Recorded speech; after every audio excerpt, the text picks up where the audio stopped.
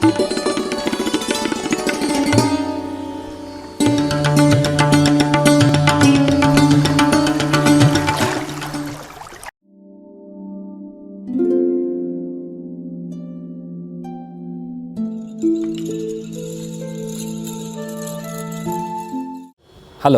and welcome to this educational video series. You know, in the past few decades, there is a lot of urbanization and industrialization in our country. This has led to an increasing demand in transportation. That means there is an increase in the number of four-wheelers and two-wheeler vehicles on our roads. This, as a consequence, has led to an increase in the number of road traffic accidents in India. One of the most important health concerns related to road traffic accidents is injury to the head. This is called as head injury, or in medical terms, traumatic brain injury. When people suffer from traumatic brain injury, there are a lot of aspects that you have to go through. One is the diagnosis. People have to go through scanning of their head, they have to go through surgery, they have to go through rehabilitation. But one of the important things that not many people are aware of are the psychological problems that a person will manifest following traumatic brain injury. In this series, we are going to focus on the important psychological problems that are expressed or exhibited by patients who have suffered traumatic brain injury.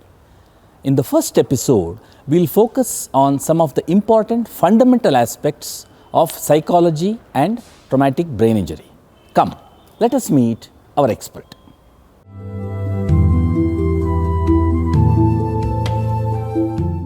Not all head injuries are traumatic brain injury.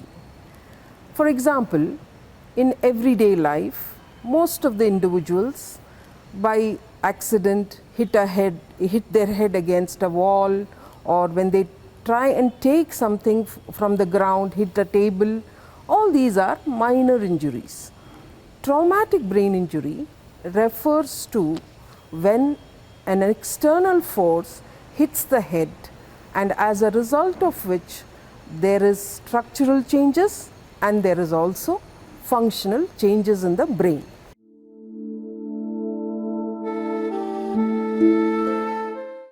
Traumatic brain injury, henceforth I will refer to as TBI, results in several symptoms. Some of them are loss of consciousness, ENT bleeding, that is ear, nose, throat bleeding, dizziness, drowsiness, persistent headache, confusion, and agitation and irritability.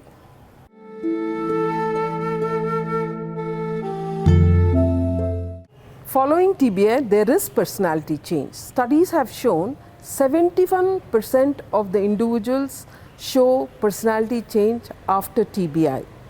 It can be in the form of social disinhibition, sexual disinhibition. When I say social disinhibition, that they speak very loudly in a crowd.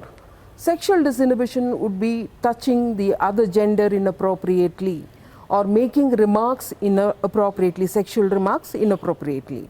Apart from this, they have irritability, anger, sad feelings, lability of mood, that they are laughing, crying and feeling sad one after another. Emotion keeps changing, and this is called lability of mood.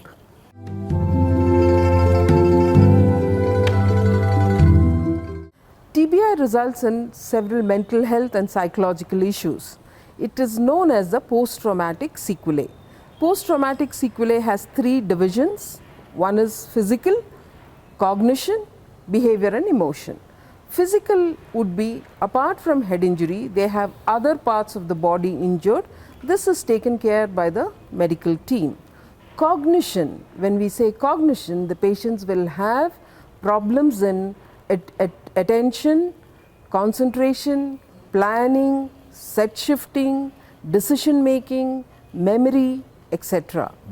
Behavioral issues, as I previously said, they have depression, anxiety, along with the personality changes which I enumerated previously.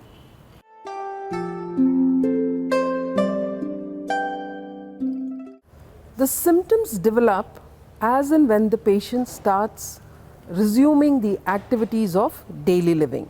In mild head injury, they start seeing the symptoms much earlier than in moderate to severe head injury. In moderate to severe head injury, as and when they recover, they realize that their cognition is impaired, they have some issues in their behavior and emotional issues. Most of the functions are reversible depending on the site of the injury and the intensity of the injury. If it is a very severe injury, the reversibility may be a question.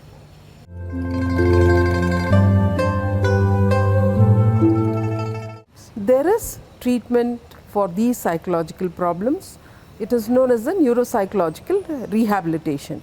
Neuropsychological rehabilitation has three different methods. One is the holistic neuropsychological rehabilitation, the cognitive retraining, and EEG neurofeedback training, along with which we also include psychotherapy, family therapy, counseling, and social skills training. This concludes the first episode in our series on psychological problems in traumatic brain injury. In this episode, we understood about some of the fundamental definitions of psychological problems, first of all starting with warning symptoms, then going on to the common psychological problems that are exhibited by TBI patients. We will be back with our next episode.